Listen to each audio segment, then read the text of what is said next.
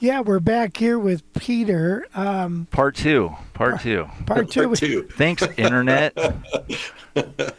Yeah, I hope people can find it. Oh, they'll find it. Yeah. Yeah, Um, we got kicked off the Internet, so sorry about that last stream, guys. But we are pressing forward because we're resilient. I guess I shouldn't have said that. They kicked me off. Jeez. Right. Yes, the police.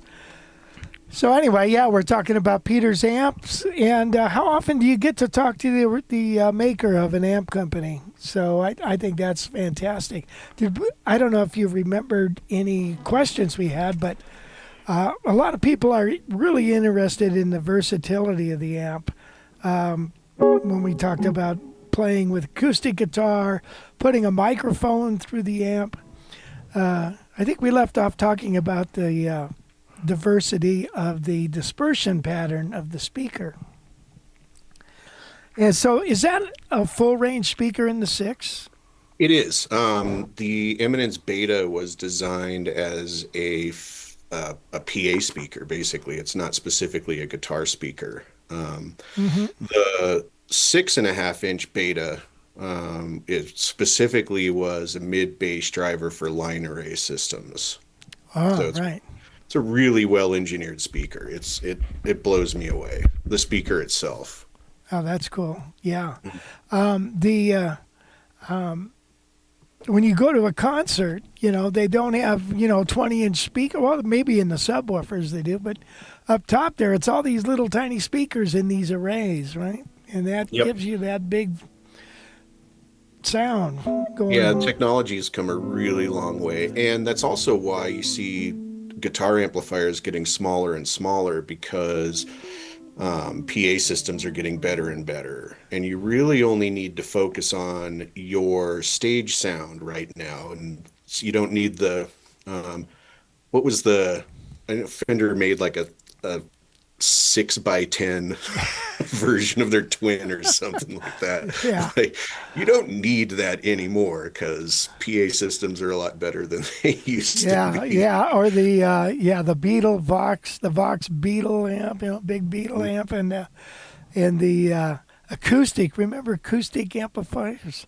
And they There had- was a guy locally selling a pair of 3x15 custom speakers. I've never seen a 3x15. He had two of them. God. Well, you know why they, custom amps. They had the tuck and roll on them, and the reason for the tuck and roll is because they sound so bad, and when you go to kick them off the stage, they don't break then. But yeah, I love it. I love the small amp thing. When I was on the road with the Dick Clark thing, I carried a Princeton, and I had taken it to a guy to put a line out on it, and that's all I used. Yeah. It was a Paul Revere modified amp. Yeah. Yeah. We love Princetons. Yeah. I mean, who doesn't love a Princeton? It's a great amplifier. Yeah, yeah. But these amps are great. The other thing, let's talk about the Bluetooth, because the Bluetooth and the 1/8-inch jack is available on the Blue as well, right? The small 1/8-inch jack is not available on the Blue. There's only the wireless connection on the Blue. Okay. That's another small feature difference between the 2-channel and the 1-channel. The 3.5mm we left in is kind of a legacy thing, but on the next rev, it probably won't be there. I mean, they don't even put them on phones anymore. So it's wireless or nothing. They do share. So here's a small but technically important difference. On the 2-channel amp, the Bud, the auxiliary inputs share the volume and the EQ and the reverb with channel 1. They don't defeat channel 1, so you can use them simultaneously, but you will have the same EQ affecting whatever's plugged into the input and whatever you have connected via Bluetooth or the 3.5mm. On the single channel, it is a separate signal, so the EQ has no effect on the signal that you're using through the Bluetooth connection. I see. That's good to know because so if I was to plug my tracks in, it would channel 1 would be the EQ. So I would probably plug my guitar into channel 2. So Correct. yeah, And then you can EQ the tracks.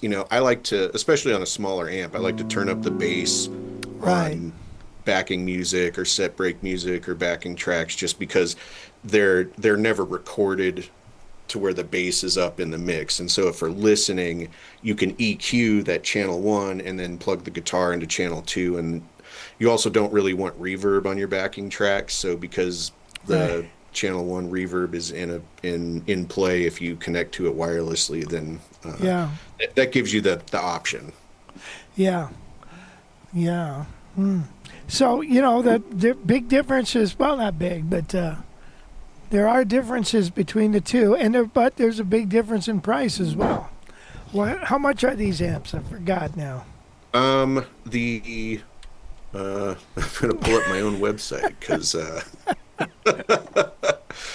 I'm not extemporaneously good with numbers. So the Blue Series, the single channels, start at $11.99. That's the 6-inch, and all of our prices include the very nice gig bags and shipping. And as Wes mentioned, we have a 30-day return policy.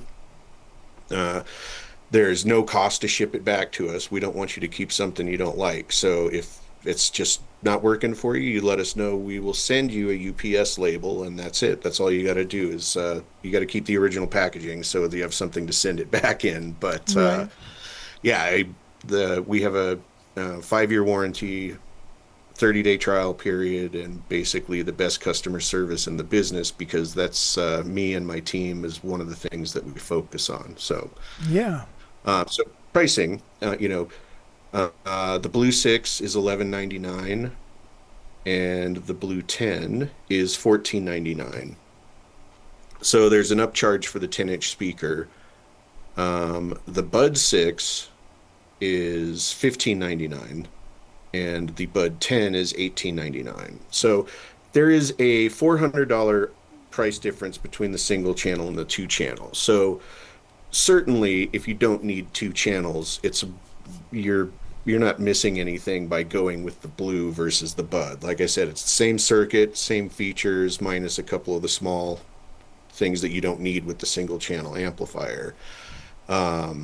And there is the upcharge for going with the 6-inch speaker versus the 10-inch speaker. Right.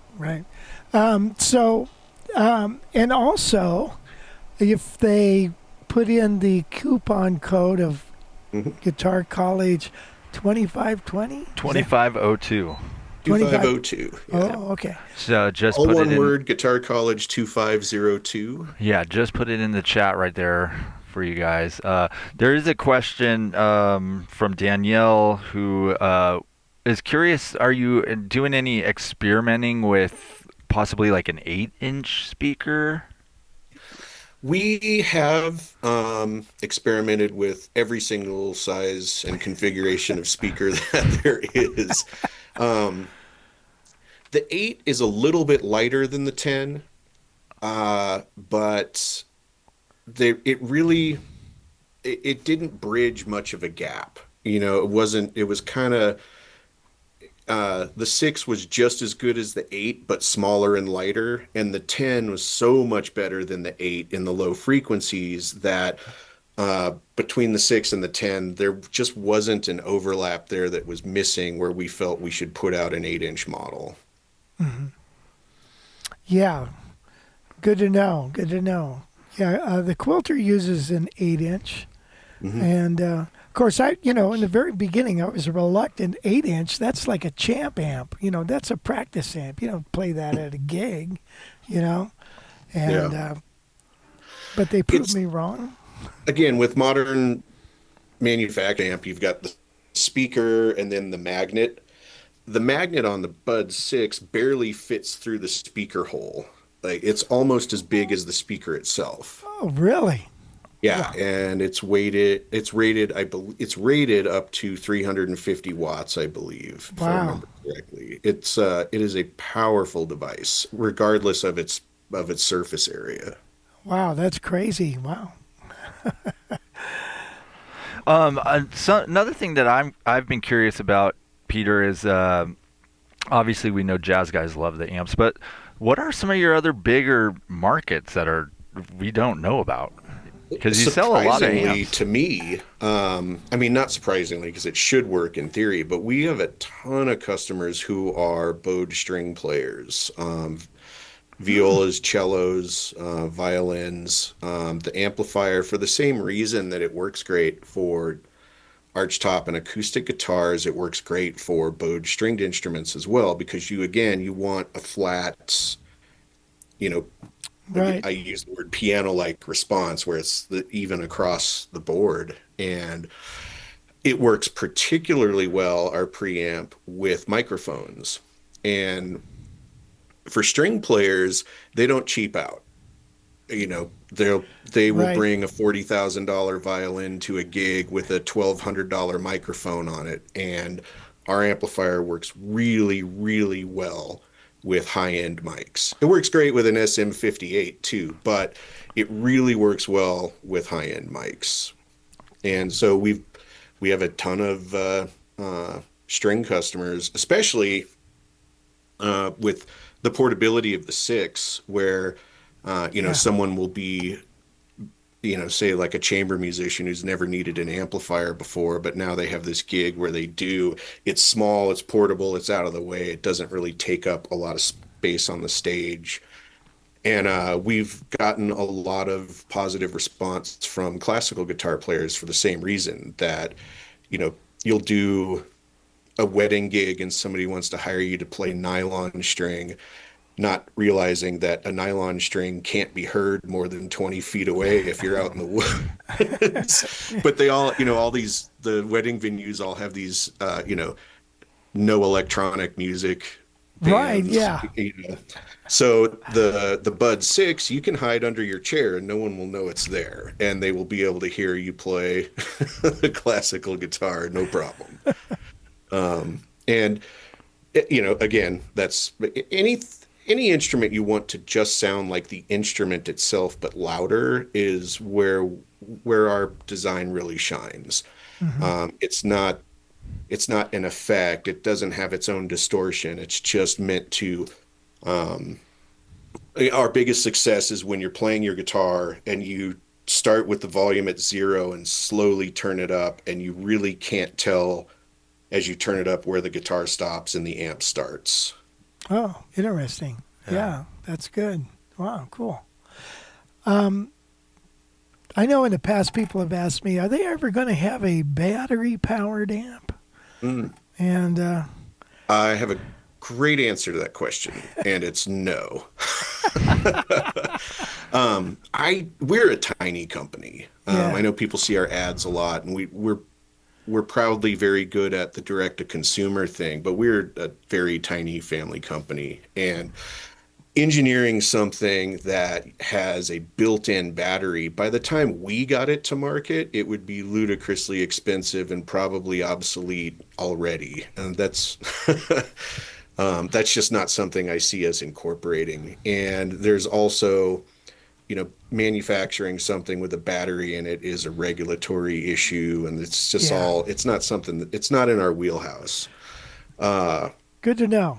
what I think is a better solution, then I always encourage people to go look at these An battery extension cord? inverters. There are tons of different brands available on Oh, Amazon, and I can't speak for everybody's amps, but anything with 300 watt hours or more will give you a 5 or 6 hour gig. But it'll power not just the amp, it will power your pedal board, your phones, your tablets. It's like it's a portable power supply, mm-hmm. and most of them are 200 bucks or less. Yeah. They're the size of like little metal lunch boxes we used to take to school. That's Uh-huh. about how big they are, and they have far more utility than buying a battery powered amp that once the battery's obsolete, now your amp's Yeah, obsolete, you I have to have buy a that. whole new amplifier. I have that same problem with that. Yeah, so that's why Yeah. I have no intention of developing a battery-powered amplifier. Well, that's good. I don't think you need to. And like you said, you're a small company. You're not, you know. To me, it'd be like designing a tube screamer into the controls on a guitar. Boy, what a great idea. Yeah, and I'm sure you use both of those things. I know that's probably an apples and oranges comparison, but No, I don't know. Something you plug into the wall will always work no matter what. And Right. we're already seeing some of the early busking amplifiers, which are necessarily very underpowered. They're when the batteries go, there's nothing you can do. Right. It's Boat you know, anchor. It's a boat anchor at that point then. yeah, exactly. So what's the point? Yeah. I don't think you need to make any improvements. You really have got a sweet thing going. So, like I said, I'm really pleased to be associated with you guys, and it's really great. So Peter has helped us with our Jazz Guitar Festival, and he's what'd you send out? 10 amps, something like that. I don't remember. It was a Whatever lot Wes of asked amps. me for is what I Yeah, sent. 13, I think. 13 amps, yeah, that was Yeah. great. Yeah, We're happy to do it. Yeah, I love the event. I think it's been a long time coming that there was such an event, and we had such a good time. It was just wonderful. I can't wait for next year. yeah. Well, it's not going to be too long. Pretty soon it'll be coming down. Yeah, it creeps up on you real fast, It's right? kind of like bad underwear. Yeah, it's like. So, Is there any updates on the Rocky Mountain festival that you're? Yeah, we are doing the Rocky Mountain Archtop Festival is going to move to an every other year format. So we're skipping this year and we're just going to do it even years. So I forget the exact date, but it's September of 2026. And that will also be Henriksen Amplifier's 20-year anniversary. So we'll Wow. be planning some special events. that'll be awesome. Yeah, for a small business to make it in this industry 20 years is a pretty good accomplishment. Yeah. Especially Amen. considering all we've been through. And so it's real proud of it, and we're looking forward to celebrating. Awesome. Well, Peter, I want to thank you for joining us. Yeah. Thank you Thanks for for all, having me. Yeah, all those explanations and questions you took. That's really, really nice. And like I said, how often do you get to talk to the owner and the Yeah, well, developer of we- these companies? To that point, I just want everybody to know that usually when you email or call, it's me on the other end. So I try to answer as many questions as I can. So if you have any questions, the most efficient way is to send an email, just info@henriksenamplifiers.com, and that comes almost always straight to me. And Oh, I'm that's always here to awesome. answer any questions. Now, do you take care of the janitorial needs at your office as well? No. Okay, I just but checking. I do take out the trash. Everybody takes trips to the dumpster. I'm a good painter. I paint Oh. walls. Good. Well, maybe we could hire you. Yeah. Yeah, sure. I'm pretty good at building decks. Well, that's the fun stuff. But if this amp thing doesn't work out, You can always fall back on that. Yeah. direction, Yeah. Well, thanks again, and gosh, you're not? I don't think you're going to Cass this year, are you? No, I would Okay. love to, but I'm going to have to skip it You're this too year. busy, man. You got a lot going on, and so It looks like it's going to be a fun one. yeah. Yeah. But we'll talk some more, and again, I'm going to take your amplifiers to the camp, Great. and we'll have to figure out the price of these guys. And We will have a special camp discount for you. no, that's awesome. Yep. And then hopefully I won't have to ship them back. I'll ship back your cases though. Ship the cases back. Yeah, I need those. Those are They're not cheap. I hear that. All right. Well, thanks again, Peter. Yeah, thanks so much, Rich. And we'll if I don't talk. talk to you before, we'll definitely see you next year at Central Coast. Sounds good. Thanks. Bye. Bye. All right. Beautiful, man. That was wonderful. Yeah. So should we get to some Brian Wilson stuff? Please, All right. please.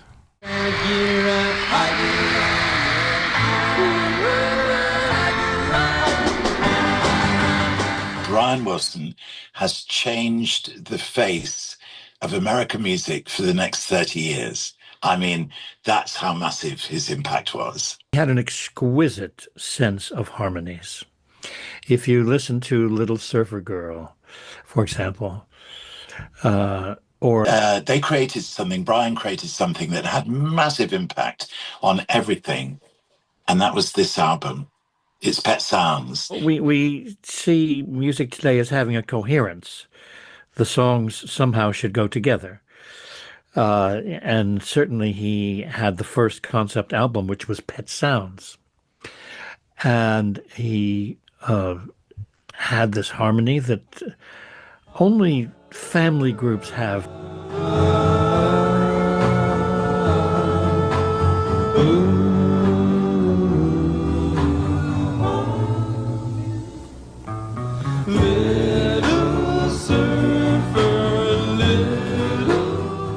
When Paul McCartney heard this record, that's when he decided that the Beatles should do Sgt. Pepper or something similar to Sgt. Pepper, because he was so inspired by the production genius that Pet Sounds represented. And that was all to do with Brian. He was working more or less alone in the studio while the rest of the group would go off touring. And then when he was ready and got the mixes ready, they would come back in and put the vocals on. And of course, you know, the harmonies of the Beach Boys, they're absolutely beautiful. We know that. And Pet Sounds was a work of genius. The label didn't want to put it out. They thought it wouldn't sell. How wrong they were. Huh? How wrong they were. Yeah, they were wrong. And you did this when the rest of the band were on tour. They were touring. What did they think when they heard the finished product? When they heard Pet Sounds for the first time, what did they say to you? They said, Brian, that's the greatest album I've ever heard. And you said? Yeah.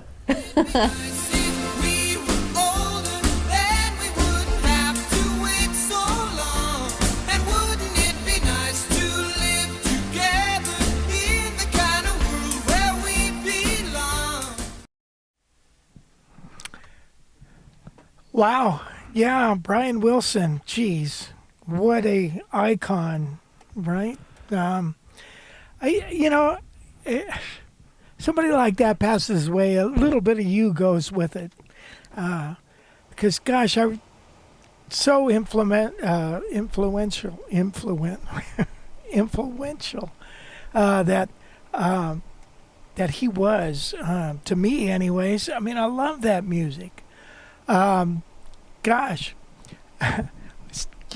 songs like I Get Around, Dance, Dance, Dance, I think is one of the hottest tracks out there.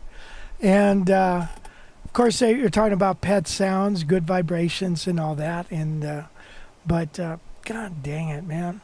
They're a part, it's a part of Americana, you know.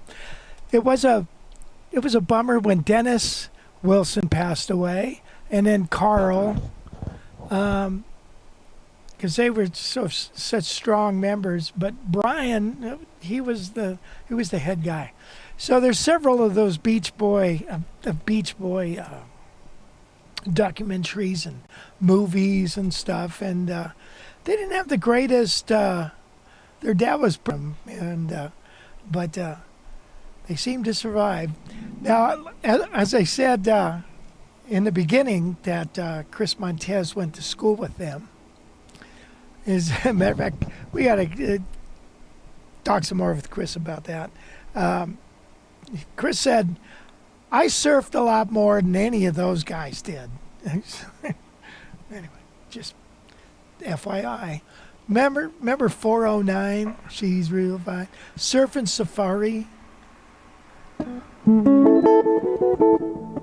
Everybody had an ocean. God, great stuff. That's so funny that they weren't really that into surfing, you know. They were too busy Playing music, yeah, for sure.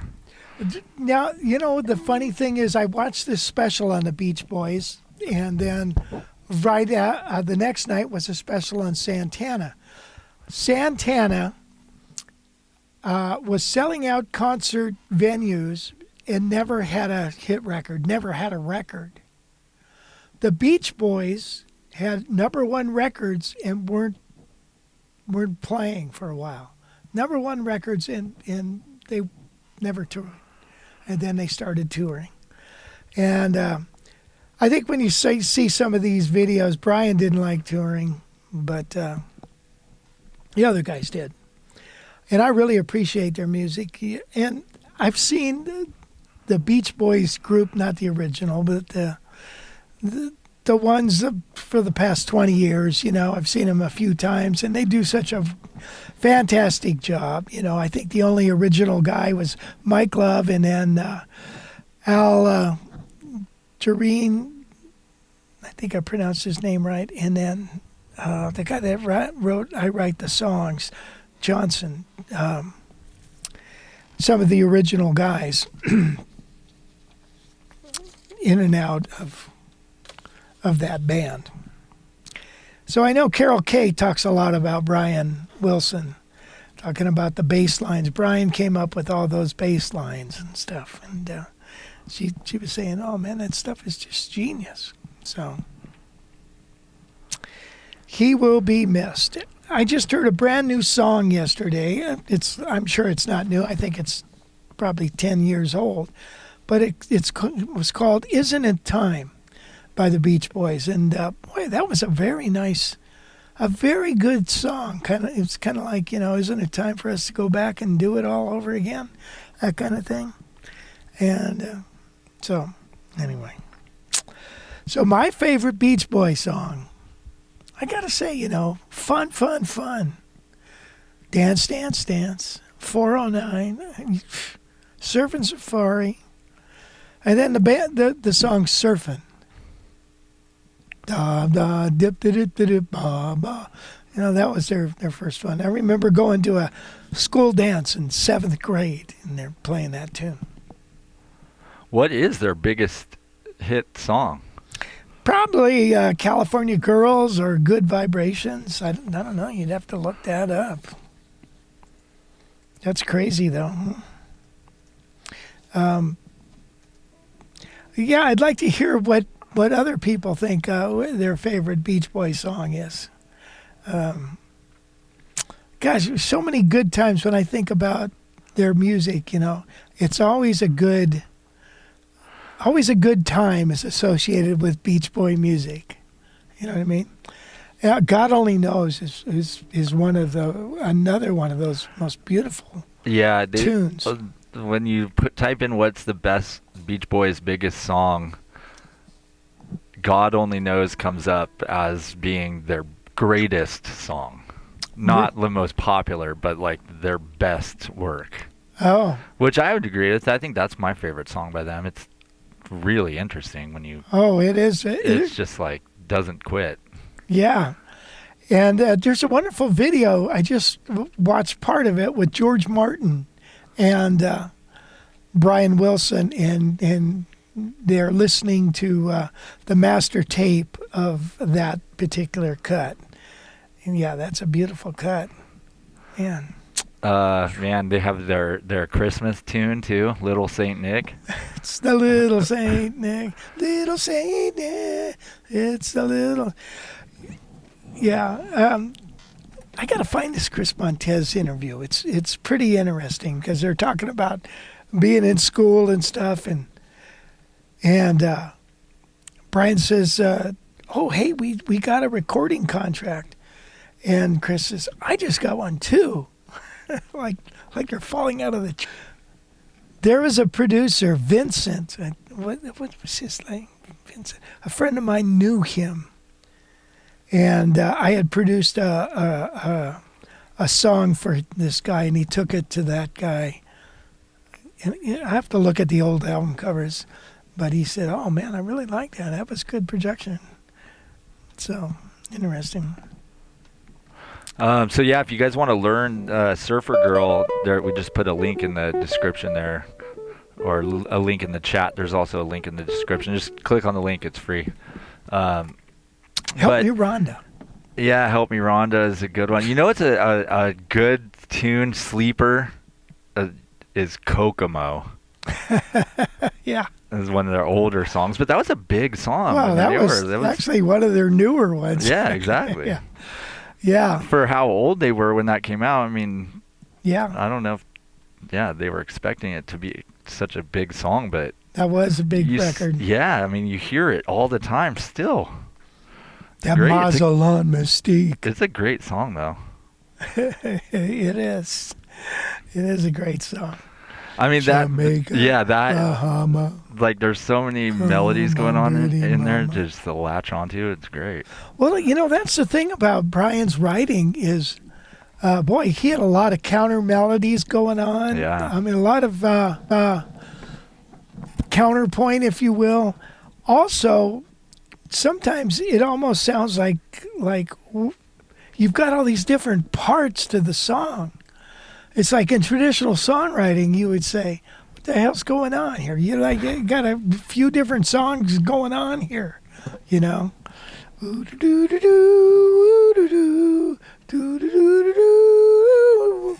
In My Room, great tune. Yeah, Surfing USA, In My Room. According to Billboard, says that the number one Billboard song was I Get Around. I Get Around. Really? I'm getting bugged driving July up and 4th, down the same old trip. 1964. Oh, yeah. My buddies and me are getting real well known. Yeah, the bad guys know us and they leave us alone. I get around on a town. I'm a real cool hound.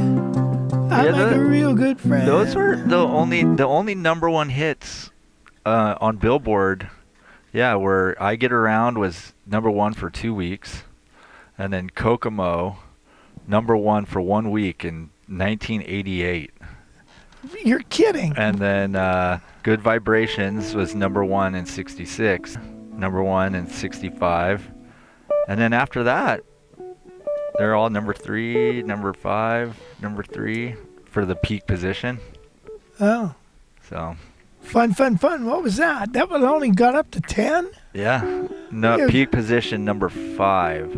Oh. So that's their ranking was number 10. Shall we play Surfer Girl? Yeah. Yeah, I love this tune. Go get it. It's free. Try to play as much Beach Boy stuff as you can.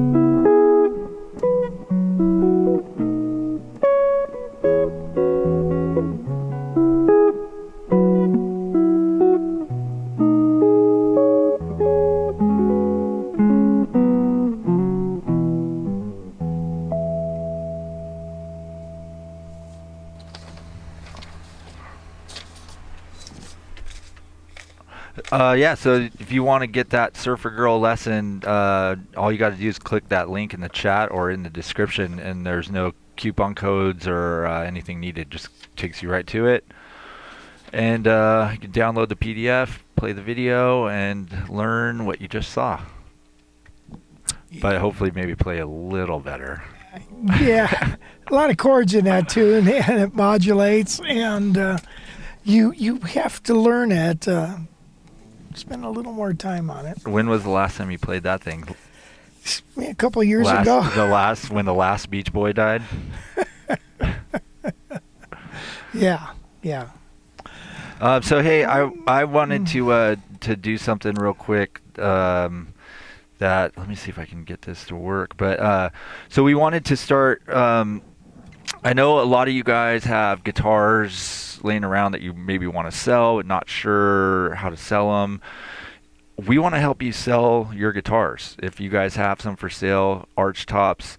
So what we want you guys to do is to send in your pictures of your guitars, like our friend Frank Body did. Let's see here if I can get that. Yeah, there you go. Frank Body sending in this Heritage Golden Eagle right here.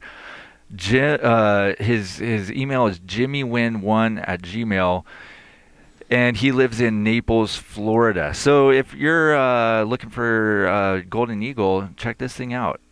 Great flame. There's been no repairs or major blemishes to it. Frank says it has a real thin neck on it, sort of like a Super 400 type of neck. It's got great flame. It's just a killer guitar. So yeah, if you're in Florida and you're looking for a Golden Eagle, Frank's trying to sell this. So email him at jimmywin1@gmail.com. And maybe you guys could strike up a deal. And so yeah, if you guys have guitars that you want to sell, send us your pictures. I'm going to send out an email about this, so make sure you're on our mailing list. You can get on our mailing list at guitarcollege.com. But yeah, I would love it if you guys wanted to send in some photos of your guitars that you're trying to sell, that you want to sell, get the word out, put out some feelers. Maybe you don't want to sell them. Maybe you're just thinking about selling it. Maybe just looking for a deal.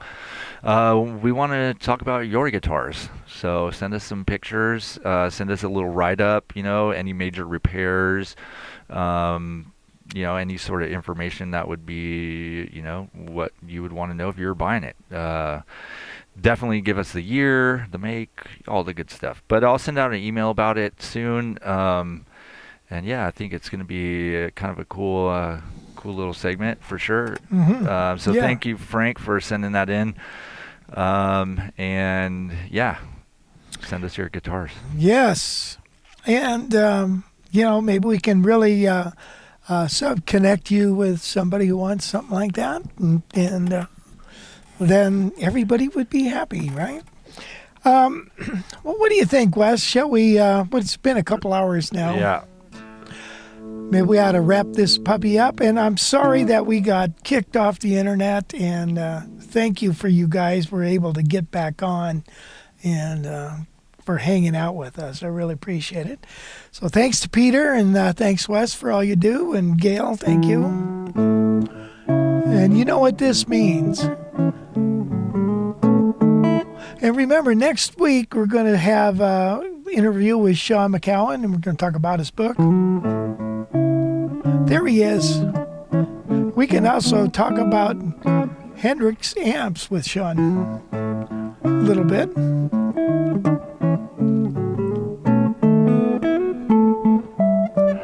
What time do we kick off on Sunday at Yosemite? That's 3 o'clock, right? Yes. 3 o'clock, Dave. See you there. Yeah. Yeah, thanks, Frank, for sending in those photos, buddy. Appreciate that, buddy. Yeah. So that guitar sounds just like the one over here. Same pickup and everything.